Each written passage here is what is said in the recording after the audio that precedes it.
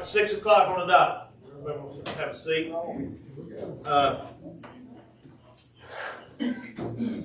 Glad to see everyone this afternoon. Call this meeting to order. Can I get an adoption of the agenda? So moved.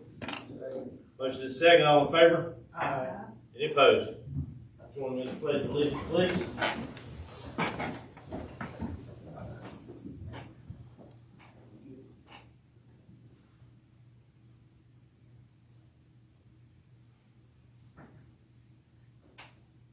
Pledge allegiance to the flag of the United States of America and to the republic for which it stands, one nation, under God, indivisible, with liberty and justice for all.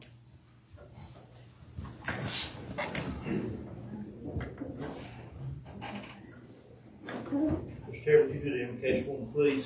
Sure. Glad to. Wouldn't please play with me.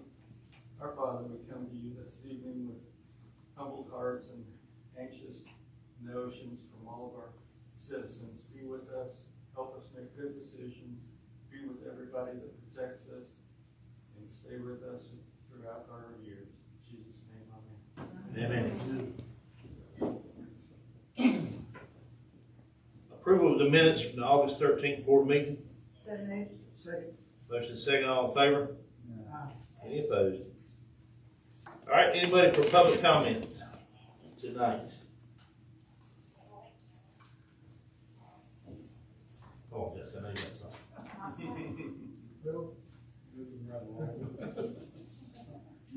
All right, moving right along.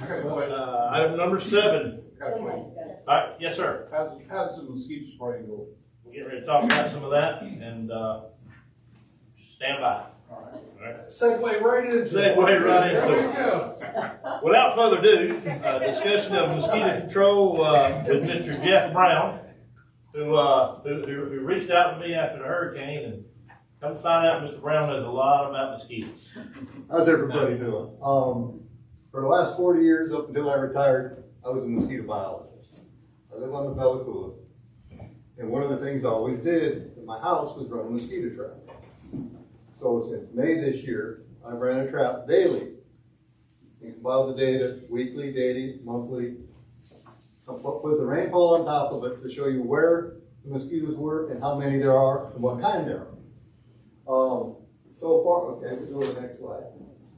So this is current as of today. So, right here's our tropical storm Debbie. Turns out if it rains a lot, you get mosquitoes. The week before, we got another 4.5 inches.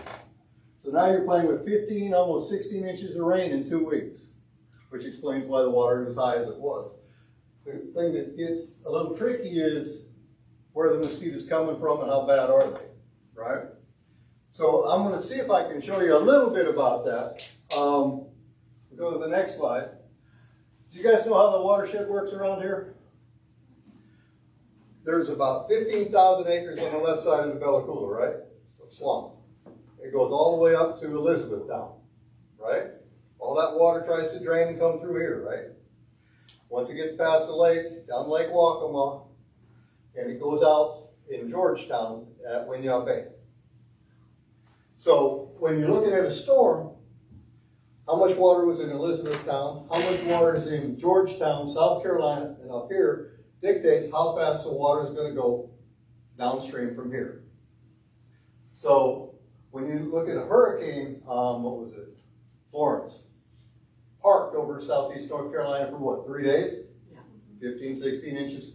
But it filled Georgetown all the way up to Myrtle Beach, all the way up, and us as well. And that's why it takes as long as it does to get out. So what I do is I track national weather stations. I got, those are the 3 that'll get you to Florence. I track about 7 of them. Pull the data monthly, daily data, and work out weekly distributions of rainfall. So as you can see, when it rains, you get mosquitoes. And now you can start to see with the areas around us, we also get mosquitoes. Now, let's get into the next slide. Seasonal distributions. There were 22 different species I've collected so far this year. Well, it's not that big a deal. Uranitenia savarina. The only thing it bites is frogs. It's Zoom time. I know, right? The only thing it bites is frogs. If you have a 15,000 acre swamp and a large ecosystem, they generally take very good care of themselves. They stay in balance, they flood up, they flood down, and the mosquitoes develop based on what's out there. There's natural predators in the swamp. So the ecosystems do a very good job of taking care of themselves. It's when you get something like Debbie, where there's water where it's not usually going to be. Then the mosquito species change. See the yellow right here? That's an Anopheles crucians. It's a permanent water mosquito. You see them April, May, June. How bad were the mosquitoes in April, May, and June? But based on the numbers, that's the highest number of mosquitoes I've collected to date. More of those than anything else. The question is, who do they bite? Anopheles crucians likes birds and reptiles and things like that. When you get a big rain, which is this gray area right here, you're switching into Aedes atlanticus or Serophora columbii. Aedes atlanticus are called floodwater mosquitoes. So when the water comes up, the eggs hatch and they emerge. But they've got to be flooded up, and then as the water comes down, the eggs are laid down the side of the landscape, and they'll lay there for 3 to 5 years until it floods up again. So that's what happens after a big storm is you get floodwater mosquitoes, Aedes and Serophora species that are preferred by humans. That's the game. Okay? So you said they lay there for 3 to 5 years. So when it gets cold and that they didn't kill it, It won't kill an egg. No. They just lay there till it's time. So if we look at the next slide, remember I said Anopheles crucians, 609.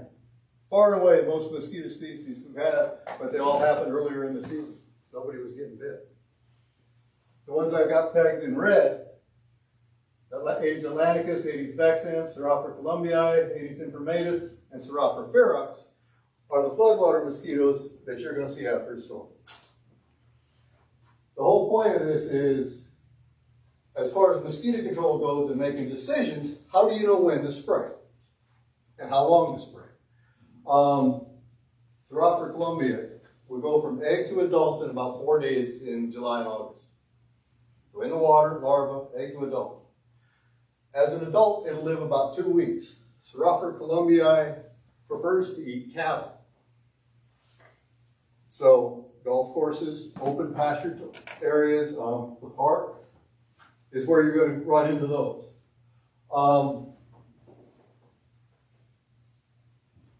That's the game we play. And if we go back up 2 slides, if you know the storm is here August 4th, and your mosquitoes start emerging August 11th, the average adult mosquito lives about 3 weeks. So now you know how long you've got to put out your control efforts to see if it's working. The upside of it is if you've got the data that shows what's going on, you can make better decisions about how long do we need to spray and what are our options. And that's essentially why I'm here. Is I retired and I got one in the backyard. I figured I'd share it with you. So if you guys need the data, I'm happy to share it with you. We appreciate you being here. What are some preventative maintenance that we can do as a community? The tip and toss deal is important. You heard about the West Nile virus cases in Whiteville. West Nile virus, in my mind, is a drought-driven mosquito. Actually, I was talking to the state medical entomologist about it a couple of weeks ago. The onset date for those cases was before the storm. You remember how dry it was in June? That's when mosquitoes like West Nile will start percolating with West Nile virus. It's a Culex pipiens is the name of the mosquito. It's a mosquito that likes really nasty, dirty water that's been in like a sewer or a storm drain that just sat there and organic material and it's just nasty. That's what they like. The thing about West Nile virus and Eastern equine encephalitis is they're both they're bird diseases. So a bird gets it, they're sick for 72 hours, they get antibodies, they're fine. What happens is with West Nile virus and Eastern equine encephalitis, if it bridges from the bird population to the human population or to the mammal population, the Eastern equine encephalitis would be jumping into a horse.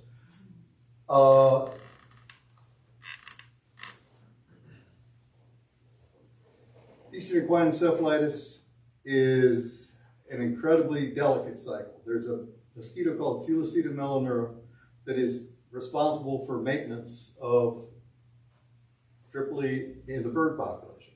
The only thing Culiceta melanura bites is birds. So it's bird-to-bird transmission. So you've got a bird, lays an egg, X amount of time to incubate in the bird, 10 to 12 days to incubate inside the mosquito until it breaks through the salivary glands and can transmit. But humans and horses are dead-end hosts. The thing to remember about it is the response is typically a focal response. It's one spot. It's not widespread. So if you've got a case in a given area, you find that area and you would work your adulticide, you're spraying in that area and probably increase it and increase the frequency. Aside from that, there are larvicides that you can buy, and I saw that in you guys putting that stuff out. The trick is, how do you know where to put it? I know where to put it. Tell us where it is. Well, anywhere that you see on the edge of the park, you know the little pools on the edge of the park? Yeah. They go wet, they go dry. That's where you need to put it.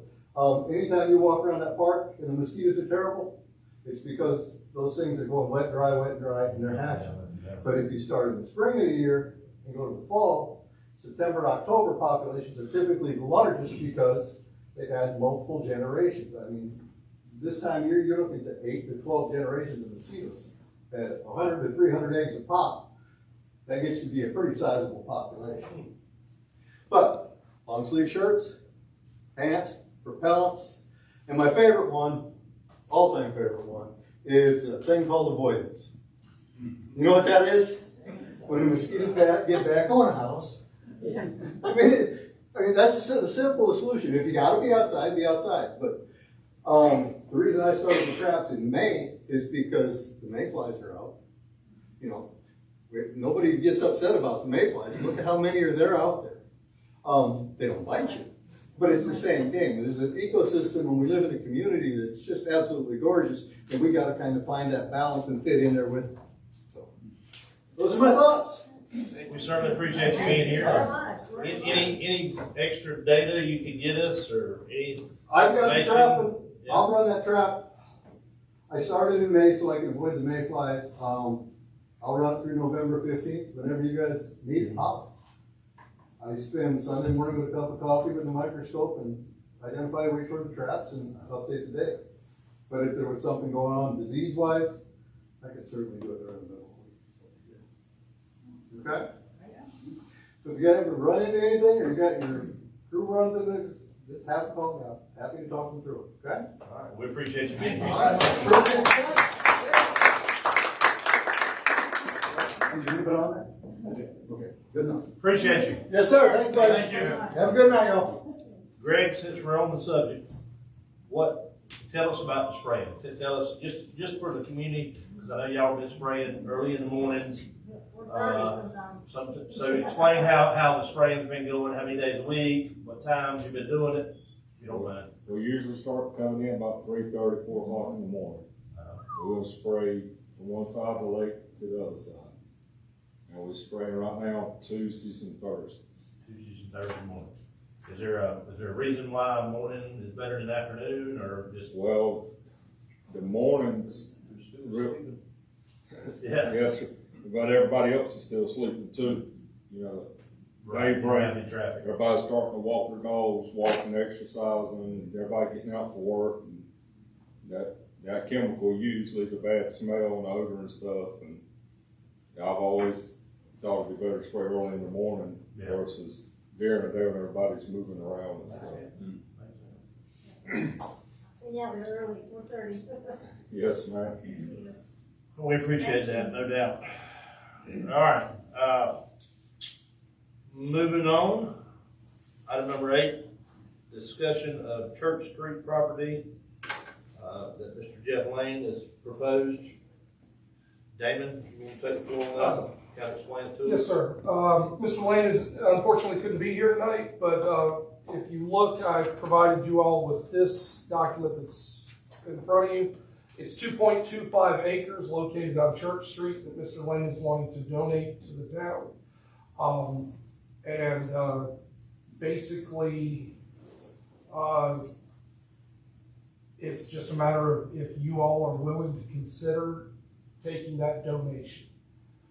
It's zoned residential, but it's one of those narrow, you can see it's one of the narrow pieces that abuts up to 74, 76. So it works as a nice, I would say, in my recommendation, if you look across the street in the diagram, that area is under development or in the process of, over the years, going to possibly being developed. So it would be a nice buffer zone between the town and that development if you want to use it that way. Or there's a lot of other uses that we could use it for, but it wouldn't be something we would build on. It would be more like either a buffer, or maybe if you wanted to put something in an area where people could say a green zone, green space. Scott, have you had any discussion with Jeff at all about this property? Just general discussion. Anything you want to add to it? No, essentially, I don't believe that there's any real use for the property, and we just would like to. But he's willing to give it to us. Still railroad bed, right? And it's no railroad bed. Obviously, there are tax advantages for him to. Yeah, that's big. Yep. Basically, like Damon said, it'd be a good green space. I don't think it's big enough to build a house. I don't think you could even build a house. There's not enough room. There's something about the railroad there. What we would provide in return is, if you all accepted the donation, his appraised value, as Scott was, discussing, you're looking at, for tax purposes or something like that, we need to provide him with documentation that says that we're accepting this donation, and he's got the appraised value of that property that doesn't affect us in any way. It's Right. just a matter of, What value in taxes is it? Sir, What value in taxes is it? give me just a moment, I'll tell you, I'm sorry. But I will give you just a second.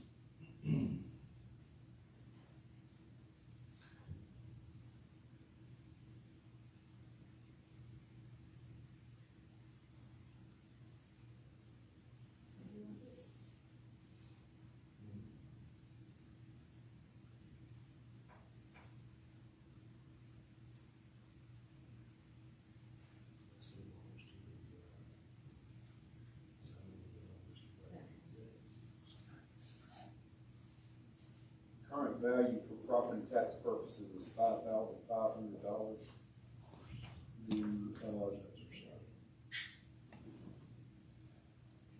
It's 2.25 acres, and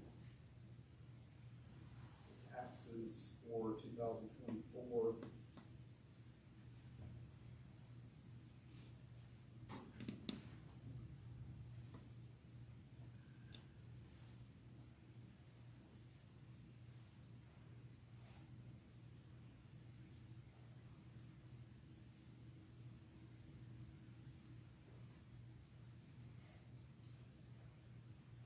County taxes were $45.38, and loan taxes were obviously a small fraction of that. Yeah. We need a motion. I'll make a motion that we accept the donation. I say. Motion and a second, all in favor? Aye. Any opposed? Motion passed, I guess just with the understanding that everything. Town taxes are $12.10. It just makes good sense to maintain that buffer. Yeah. I'd rather us get it. Yeah. All right, discussion of stormwater with Miss Ann Edens. You're on the agenda tonight. Apologize, we didn't get you up there last month. Yeah, all right, we could, pull that podium up here for us, please, sir. Put you to work.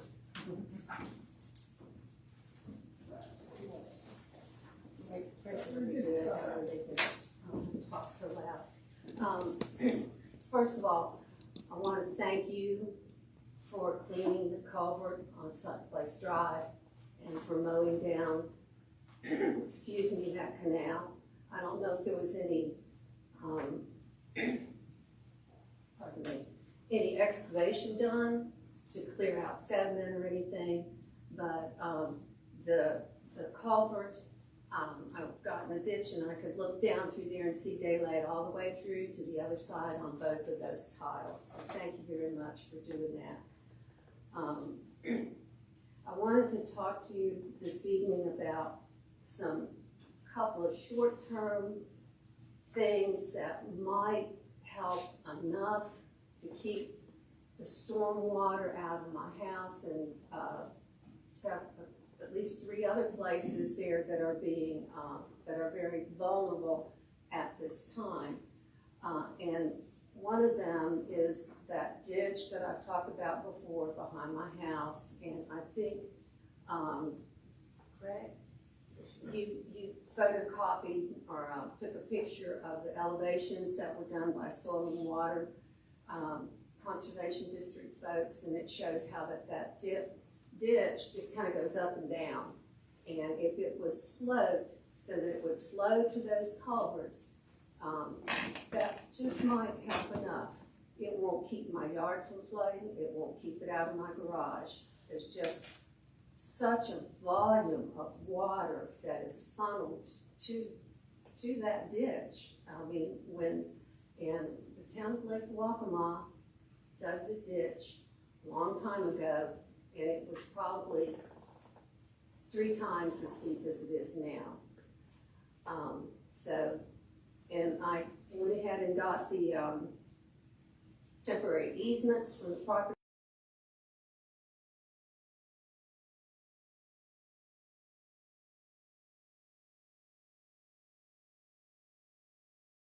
It's not a long, long ditch. The other thing is, at the corner of Lakeshore Drive and Columbia Avenue, and if you're turning in from Lakeshore Drive on the left side, right there at Johnny Corbett's house, there is a tile that goes under the road. It's been there for years and years and years. And I know at least 3 or 4 times the town has come up there with a fire truck and blew that out. And it does run into the lake.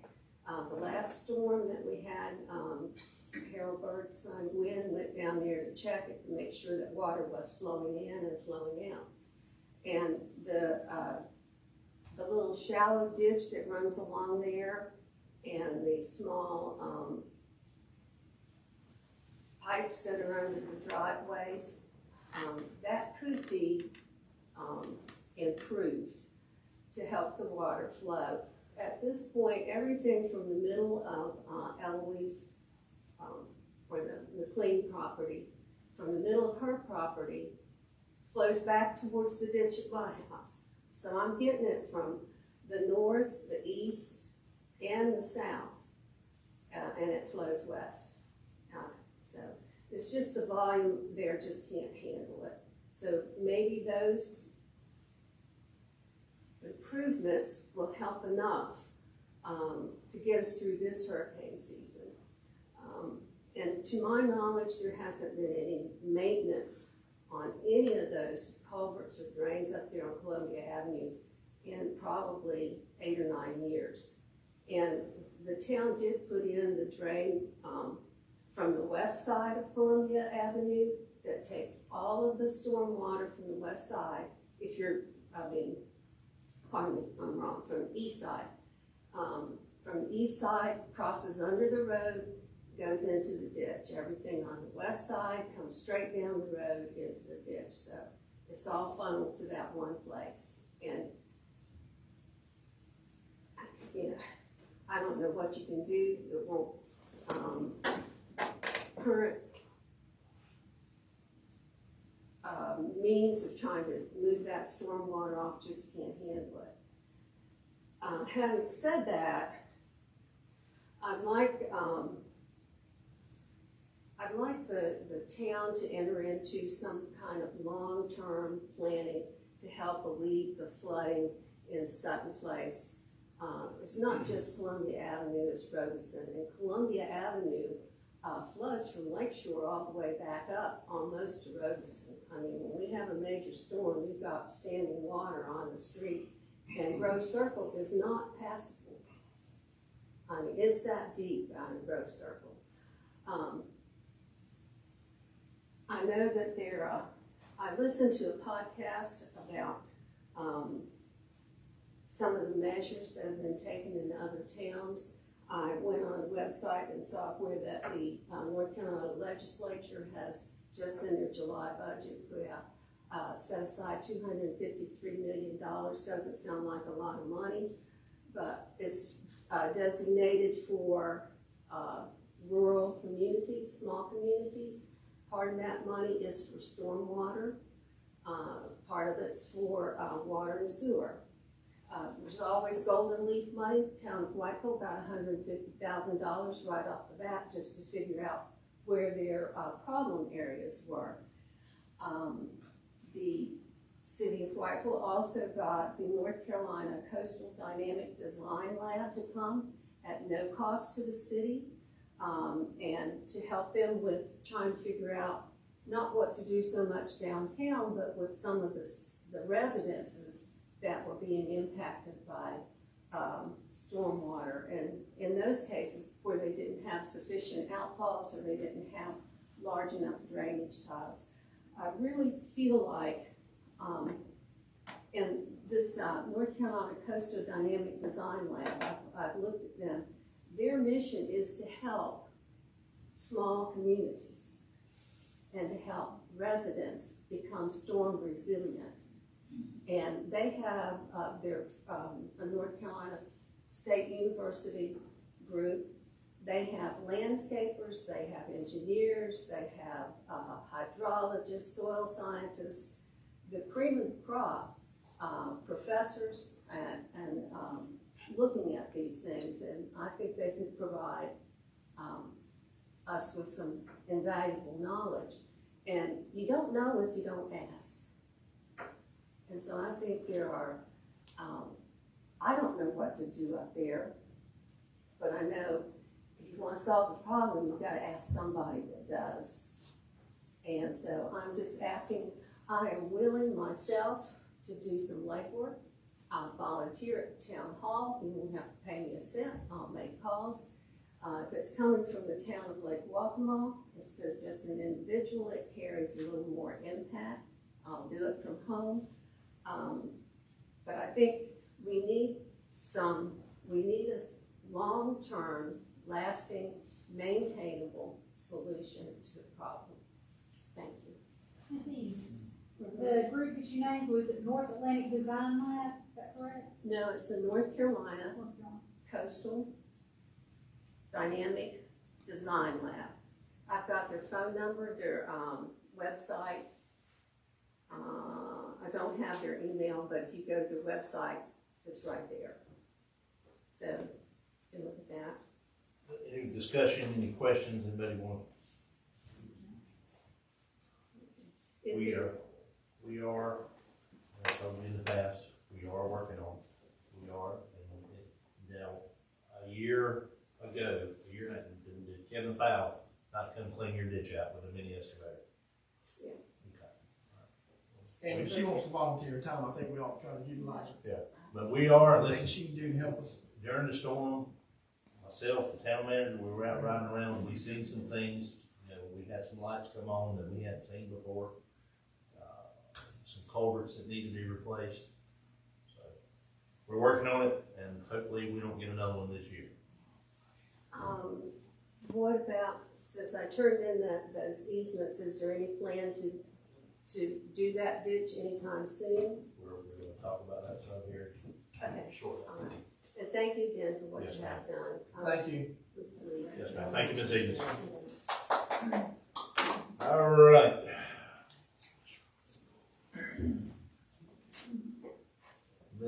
finance reports. You were provided a copy of your tax collector report and revenue and expenditure report for the month. There is nothing abnormal to report. Do you have any questions or concerns? EMS talked to us about what allocations they've got and what's going, I mean, they're pretty, some of the stuff recently is significant. Yes, sir. Unfortunately, I don't know if Ron knows exactly what he has received and what he has not. Okay. We did receive a 2% tax allocation from January to June. That is reflected. That was in the amount of $20,000. Sorry, $20,009.94. We've also received a $50,000 Columbus County EMS allocation so far this year. And this month alone, we collected $16,328.63 in EMS billing. So some of those billing revenues are starting to show up a little bit more frequently than they were. Do you have anything else to add on that, Ron? We got our first fire bill in this past week. I don't know if we received a check yet or not from it, but it did go through, so, our fire department officially made its first bit of revenue in its history, so proud of it. It's definitely better than one of the guys. Sorry, down there. That's all I've got. Unless you have more questions. Mr. Manager, what you got for us? Couple updates. Well site 4, preparation to begin construction for the permanent facility is happening. Currently, the same contractor, that did well site 3 was awarded the bid, and they're going to be starting the permanent facility out at the well site 4 location down on Bellicula on the state park property. That should be starting within the next couple of weeks. Well site 3 is still currently offline. Met with the engineers this week. As a matter of fact, Commissioner Littrell came in. He didn't know he was coming for that, but we pulled him in, and he got to hear where we were having the discussion. But basically, we're still bleeding off and testing. That's the phase we're in on the process for 3. Dissipation of the water that we're pulling off, making sure that we send that into areas that doesn't negatively impact anyone. And we're going to continue to keep pulling water off of it and testing to see if it's a top water issue or if it's something further. Basically, it's like troubleshooting anything else. They've got ideas of what they think it is, and they'll go one at a time and just kind of go down. And if it's not this, then we'll try this. If it's not this, we'll try this. And right now, what they're doing is bleeding off the top and hoping that that's what it is. It's something that was possibly from and I'm not an engineer, so I may misspeak on this, forgive me if I do, but they said something about mud. What do they call that mud, Greg? Drilling mud. That it may have caused, because once that was done, that it sat and it caused some seepage into the water. But that's just a theory, and until that's been verified or until we figure out what this is, 3 is going to stay offline until it meets the standards of every other well we have that's online.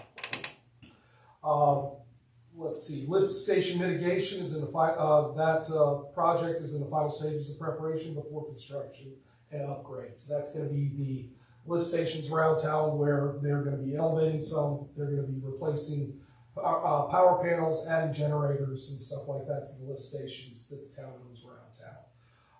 Also, DOT, I had a conversation with DOT today. They are going to mill the bumps on Lake Shore Drive sometime between mid and late September. So those places where people, have been complaining and you brought up before, Mayor, that is going to be addressed mid to late this month. That is great news.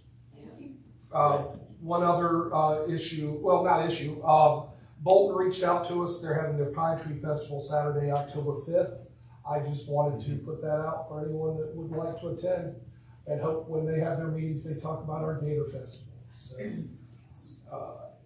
other than that, I'm willing to entertain any questions. You mentioned the roundabout yet or not? Wait. Yes, you are now. Yeah, well, they're just going to be here in the near future. The roundabout, in the area where they're putting in the roundabout, there's discussions about the timetable of how long the road will be closed. The road out front, 214, is going to be closed. We don't know how long yet. They're in the process of talking to us about it. But we're talking weeks, not days, and now it's a matter of how many. So Hope they do a better. prepare yourself. Better job than they did with the water lines. Since you drug me into that meeting, the one thing that I think these guys would like to know is that you do have a plan for the manhole down by Dale's that everybody is concerned about. Part of the discussion we were having in there, we're still deciding which option is the best. The engineers were proposing multiple ideas of what we can do to resolve that issue, to take that manhole out of the system altogether and not having a weak link, so to speak, down there where the pressure and the elevation causes us to come through the manhole. Now it's a matter of looking at what's best for the community as far as how we want to proceed, some of the proposals were more invasive, but would probably, it would impact property owners down there more so because you're talking about digging all of that up. Then there's some discussion about hybrid between bursting some of the pipes and digging in areas where you can't burst the pipes. As you all sat in those meetings before, you know pipe bursting, how that works and how long that lasts. So we're really trying to figure out what's the best solution to the problem, because we know what we're doing. We know we're going to do that. That is going to happen. It's just a matter of determining which one is the most beneficial to the community with least impact and most cost effective. But that manhole's days are numbered. So, All right, commissioners, you got anything? Frank? Mr. Frank, you got anything? Just want to encourage all of us to stay on top of this water problem now. I'd like to see it corrected, if it can be corrected. You and me too. Terry, you good? Ron, you got any updates for us? Any exciting news, anything? Nothing exciting, that's a good thing, so we're all. Nothing, just good, good. Greg? Good. How about you back there, chief? We're good. You're good? All right. one last thing I didn't mention in my report. We did hire a new staff member in Public Works, a young man named Xander Carlin, started 2 weeks ago. 2 weeks ago, and you all will probably see him around. And I just wanted to mention that we had an addition to the town team. So what can I, okay to say that we're fully staffed with Public Works, Police At the time, Department, yes. but I think paramedics and EMS at the time. Right. That's good. Can change. All right, without further ado, we gotta go into closed session pursuant to North Carolina Government Statute 143-318 to consult with our attorney. And thanks everybody for being here tonight. And we need a motion to do that. Motion second. All in favor? Aye. Thanks everyone. You're welcome to stick around if you want to, but.